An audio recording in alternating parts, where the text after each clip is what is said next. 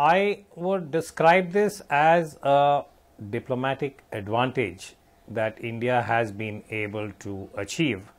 I'm a little hesitant to use the word win, because the moment we say that quote unquote India has won, the inference is that China has lost. And I think when we are trying to now outline a contour for the equivalent of a post-Doklam kind of relationship, I would say that India has been able to prevail upon the host, in this case President Xi Jinping, with the background and having internalized the experience not only of Doklam but also of Goa last year and various other platforms and fora in between, where the issue of terrorism has come up, as also the China-Pakistan politico-strategic cooperation. So against that backdrop, my own assessment would be that India has been able to prevail upon all the members. Perhaps it's not been officially confirmed, but my conjecture is that Moscow would have also played a certain enabling role, so that the challenge of terrorism has been appropriately framed, and specific to the Southern Asian context, all the major groups have been identified, and within that I think the fact that certain groups specific to India and Afghanistan have also been mentioned is cause for satisfaction, and I would say that this is a diplomatic achievement which is to India's advantage. Okay, so what happens here then? If India indeed has prevailed, can we expect China, for example, to now, turn the heat on Pakistan and actually walk the talk? Well, I would say that whatever we can expect from China will be very incremental, because if you read the fine print and also the kind of signals that had come out preparatory to the summit in China, for instance, President Putin, if you recall, 2 days before the summit, he had a major op-ed in many of the global newspapers specific to these 5 countries, including in India.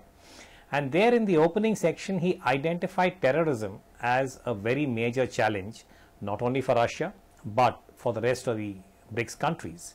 So to that extent, I think the Chinese coming on board will be incremental, and what we can expect perhaps is what Prime Minister Modi has been encouraging for a long time, I would say literally ever since he's become Prime Minister, which is first of all for some kind of political consensus at the highest levels, and then to move into discrete action related policies, for instance money laundering, and trying to dry up the funding that is now being made available to terrorist groups from various, I would say, sources.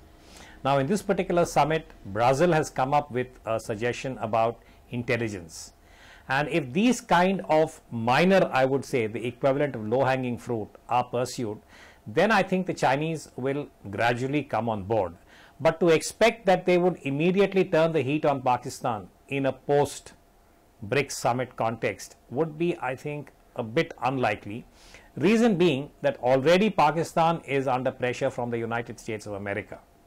We have seen the kind of articulation that has come from the Trump camp, and any further pressure or any kind of harmonizing the position with America by China would also not be, I think, a political option at this point in time for President Xi Jinping.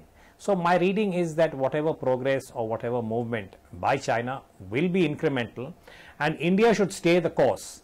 And I used this word earlier also, saying that our objective must be to prevail upon China, and if need be use the good offices of Moscow, of Brazil and South Africa, if the BRICS forum is to present the equivalent of a cohesive kind of unity in terms of dealing with the scourge of terrorism. Commodore, let's talk about what you expect then as far as the bilateral between Xi Jinping and Prime Minister Modi tomorrow goes, and can the two meet without the Doklam standoff for one, the shadow of it hanging over them? Well, I would say that first of all, as an analyst, I would say that it would be most desirable if the two are able to meet and have a substantive meeting. And of course, the most undesirable exigency would be if there is no meeting, which I think is unlikely, because President Xi Jinping needs to show that the BRICS summit has been successful. There would be a number of bilaterals, and it would send completely, I think, the wrong signal if President Xi Jinping were to meet the other leaders bilaterally and not Prime Minister Modi. So I think that's a very low probability that he will not meet. But the meeting should be substantive, and I think it again, is a illustration of the comfort level that the two leaders have. Now, this is where I think the element of strategic culture would perhaps come in, meaning that there is a certain form in terms of how the Chinese leadership conducts these summits and the way in which their president normally responds or reacts. I don't think they exhibit or exude the kind of candor that has been evidenced in other such summit level meetings at the bilateral, I would say, context, where hypothetically, say a president or a prime minister from a European country has met, say, with their North American counterpart, there is much greater candor after a certain degree of personal comfort levels have been established. Now, my reading is that the Chinese have a different way of approaching these summits, and there is a certain degree of a formal kind of a contact. Now, we did see in Goa, if you remember last year, that Prime Minister Modi brings a very different kind of personal energy when he does these summits, and he seems to be of the view that you should pick up the most intractable issue, and if you can bring it to the top of the pecking order in terms of the politics of each country, that perhaps you can at least make the issue more malleable. Now, clearly that did not work in Goa, and we did hear subsequently on the grapevine that President Xi and his closest advisors were quite surprised at the manner in which Prime Minister Modi had tried to raise some issues, not only in Goa, but subsequently when they had met at the SCO summit also. So I think keeping that in mind, I'm sure the Indian side has now internalized some of those experiences, that when Prime Minister Modi and President Xi Jinping meet, there is a post-Doklam context that cannot be wished away. And I think my personal reading, and I've said this in the past, that in a way Doklam shows or reveals the inability of India and China to be able to deal with this very complex territorial issue. More often than not, it's bilateral. In the case of Doklam, it involved a third country, and that was Bhutan. So I think the political challenge for them is to evolve that framework whereby the next Doklam-like incident, I hope there is no Doklam-like incident, but definitely a Depsang, which is purely bilateral, is contained and managed in the existing procedures and protocols. Right.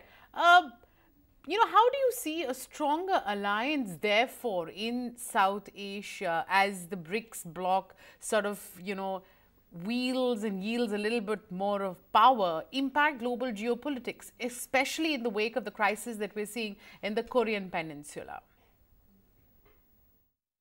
I think what we can expect, and this is again something which is most desirable, if BRICS, for instance, if you look at the summit statement, they talk about the need for the equivalent of an equitable global order, which really means that they are all differently uncomfortable with the existing order, which is led by the United States. So again, as an Indian analyst, I would say that it would be very desirable if you can make BRICS more credible. Now, BRICS does not have the kind of GDP and financial power that, say, hypothetically, not hypothetically, actually, what the United States and the Western Alliance plus Japan bring to the table.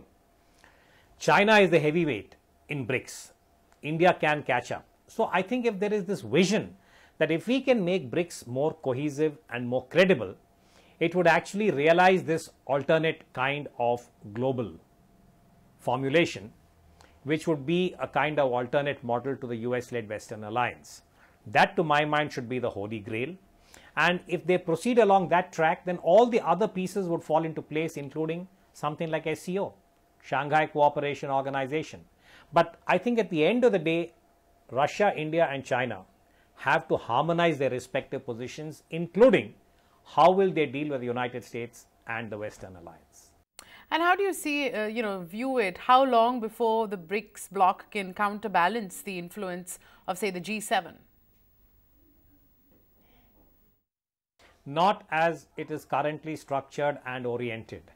As I said, The United States plus the European Union, if you look at the figures of last year in terms of overall GDP, are way ahead if you combine the two. United States, European Union, Japan. Put together, Russia, China, India do not bring the same economic, fiscal and technological heft to the table. So I think at this point in time, it is not a viable alternative to the G7. And at the same time, in the spirit of globalization, I don't think we should see this in a binary manner. One hopes that China, Russia and India would be able to evolve a template that keeps the spirit of globalization also on track, and it doesn't become a replay of the Cold War in a different manner, that you have the US and the Western Alliance plus Japan on one side and China, India, Russia on the other. That I think would be a very, very undesirable kind of formulation.